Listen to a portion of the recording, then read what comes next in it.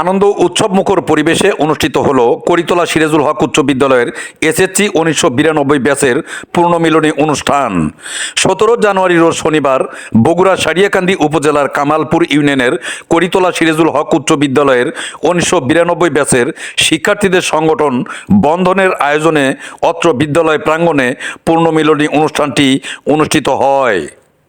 করিতলা সিরাজুল হক উচ্চ বিদ্যালয়ের এসএসসি 1992 ব্যাচের শিক্ষার্থী ইঞ্জিনিয়ার মাসুদুর রহমানের সঞ্চালনায় পূর্ণমিলনী অনুষ্ঠানের শুভ উদ্বোধন ঘোষণা করেন করিতলা সিরাজুল হক উচ্চ বিদ্যালয়ের ম্যানেজিং কমিটির সভাপতি মুখলেসুর রহমান হিল্টু।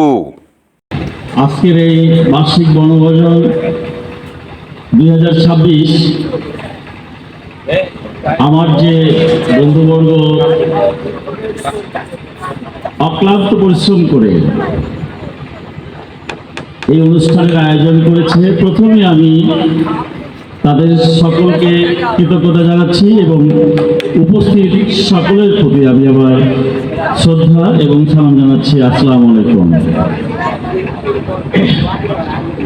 একটি সুন্দর উদ্যোগ, সুন্দর আয়োজন, আসলে এটা চিরস্মরণীয় হয়ে থাকার মতো।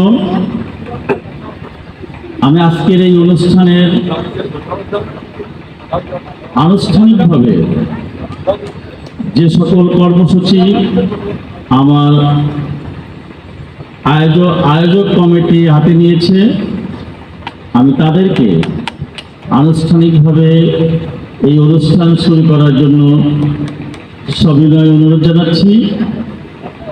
ইনশাল্লাহ আশা করি যদি কোনো ভুল ত্রুটি পরিলক্ষিত হয় সকলেই ক্ষমাসুন্দর দৃষ্টিতে দেখবেন এবং সকলেই আন্তরিকভাবে সহযোগিতা করবেন, এই কামনা এবং এই প্রত্যাশা করেই আজকের এই অনুষ্ঠানের উদ্বোধনী ঘোষণা করছি। সবাইকে ধন্যবাদ। ইঞ্জিনিয়ার মাসুদুর রহমানের সঞ্চালনায় আলোচনা সভায় আরও বক্তব্য রাখেন সিরাজুল হক উচ্চ বিদ্যালয়ের এসএসসি 1992 ব্যাচের শিক্ষার্থী জিন্নাতুল আদিয়া রত্না, ইঞ্জিনিয়ার সিরাজুল ইসলাম সহ আরও অনেকেই। এ সময় সকল বক্তারা তাদের বক্তব্যে বলেন, আমরা আজকে আপনাদের মধ্যে এমন একজন লোককে পরিচয় করে দিতে যাচ্ছি। উনি আমাদের স্কুলের প্রতিষ্ঠাতা, যেখান থেকে আমরা লেখাপড়া করে আজকে এই পর্যায়ে পৌঁছেছি এবং আরও অনেকে এখান থেকে লেখাপড়া করে ইঞ্জিনিয়ার হয়েছে, ডাক্তার হয়েছে, নিজ নিজ কর্মস্থলে অনেকে অনেক সফলতার সাথে কাজ করছে।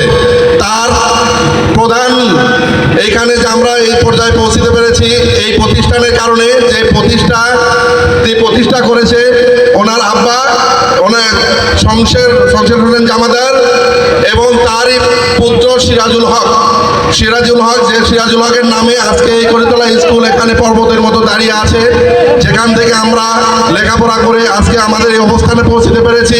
তারই মেইন উদ্যোক্তা, যাদের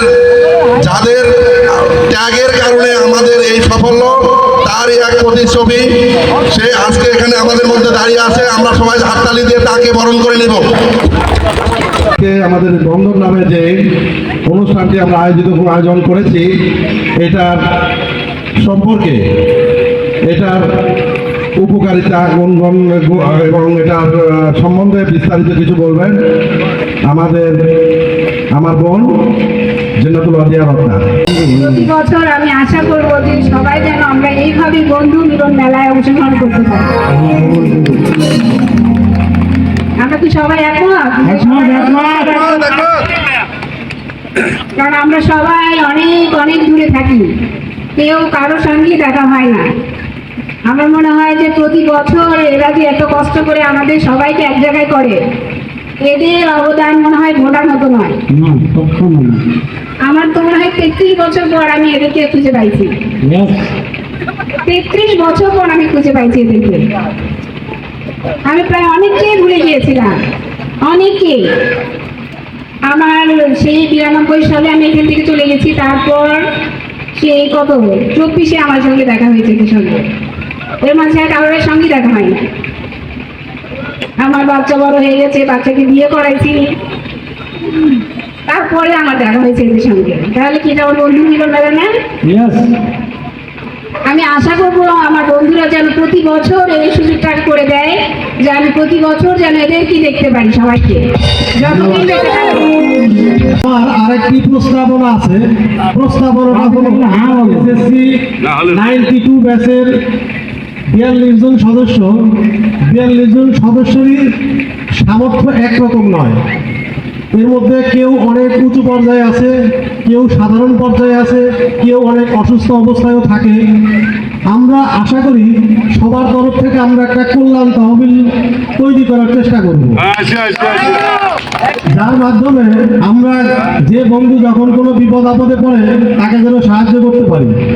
এবং এ নিয়ে কাজ করবে আমার ভাস্তি জামাই বুলেট, রফিকুল ইসলাম, আমি এবং আমার বন্ধু মোহাম্মদ মাসুদুর রহমান। আমরা তো আছি, তারপরে আরো যারা সময় দিতে পারেন, আমাদের নয়ন আছে, লিটন আছে, এদিকে আব্দুল মজিদ আছে এবং এলাকার মানিক আছে, এবং যারা সময় দিতে পারেন তারা একটু সময় দিয়ে এটা একটু গুছাবেন যেন আমরা এই কাজটা করতে পারি। এবার আমাদের পিকনিকের যে পিকনিক ঠিক না, এসএসসি 92 এর একটা নাম দিয়েছি বন্ধন। আজকে থেকে আশা করি সামনে যতদিনই পিকনিক হবে এই নামেই পিকনিক হবে, এই বন্ধন নামে, এসএসসি 92 বন্ধন। আর এই অনুষ্ঠানটা আয়োজন করা কিন্তু অনেক কঠিন। আমাদের যে সমস্ত বন্ধুরা এটা আয়োজন করছে এর পিছনে অনেক শ্রম দিয়েছে। অনেক শ্রম দেওয়ার ফলে আজকে এত সুন্দর একটা পিকনিক অনুষ্ঠান করা সম্ভব হয়েছে। এবং এর মধ্যেও যদি কোনো ভুল ত্রুটি হয়ে থাকে সবাই খুব সুন্দর দৃষ্টিতে দেখবেন। পুনর্মিলনী অনুষ্ঠানে আলোচনা সভা শেষে শুরু হয় মনোজ্ঞ সাংস্কৃতিক অনুষ্ঠান। এতে গান পরিবেশন করেন অত্র বিদ্যালয়ের এসএসসি 1992 ব্যাচের শিক্ষার্থীবৃন্দ। সময়ের ব্যবধানে জানি না কোন মানে, সময়ের ব্যবধানে জানি না কোন মানে, কোথায় কেমন আছো যে আছো, কোথায় কেমন আছো যে আছো। আজ 2 বছর পরে কৈতলা স্কুল মাঠে আমরা সবাই এলাম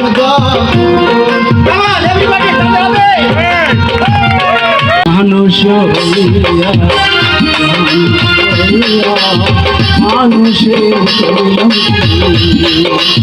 আমি গুরু না বুঝলাম কি ভুল করিলাম, গুরু না বুঝলাম কি ভুল করিলাম, বসে রাখিলাম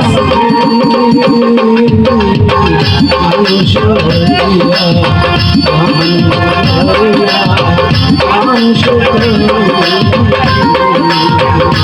সাংস্কৃতিক অনুষ্ঠান শেষে বেলা 1টা থেকে 2টা পর্যন্ত চলে দুপুরের খাবারের জন্য বিরতি। এসএসসি 1992 ব্যাচের সকল শিক্ষার্থীরা তাদের পরিবার পরিজন নিয়ে একসাথে দুপুরের খাবারের সময় অনুষ্ঠানটি একটি মিলন মেলায় পরিণত হয়। দুপুরের খাবার শেষে শিক্ষার্থীদের মাঝে বিতরণ করা হয় সম্মাননা ক্রেস্ট।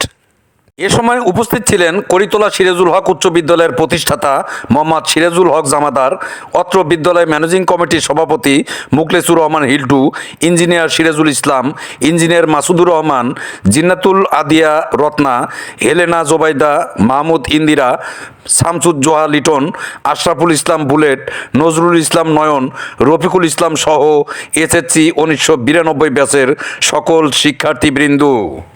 সম্মাননা ক্রেস্ট প্রদান শেষে সন্ধ্যায় অনুষ্ঠিত হয় ভাগ্য পরীক্ষার লটারি ড্র। মাত্র 50 টাকার বিনিময়ে লটারি কিনে পেয়েছেন অনেকেই আকর্ষণীয় সব পুরস্কার। আজকের লটারির আকর্ষণীয় পুরস্কার, দ্বিতীয় পুরস্কার এ হুজুর নিয়ে গেছে আমাকে পানা বলে এটা বড় প্যাকেট নিয়ে গেল।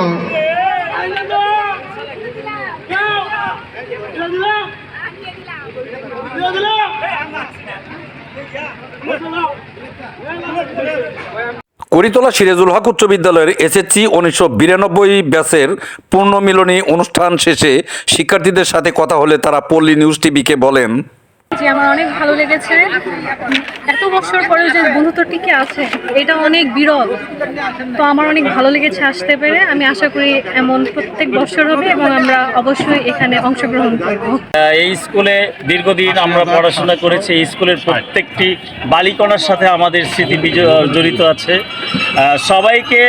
সবাইকে একত্রিত করার জন্য বা একত্রিত হতে পেরে সবার পরিবারের সদস্যরা সহ আমাদের নেক্সট জেনারেশন এবং হচ্ছে তার পরের জেনারেশন সহ আমরা যে একত্রিত হয়ে একে অপরের সাথে পরিচিত হতে পারছি, এটা আমাদের অনেক বেশি বড় পাওয়া।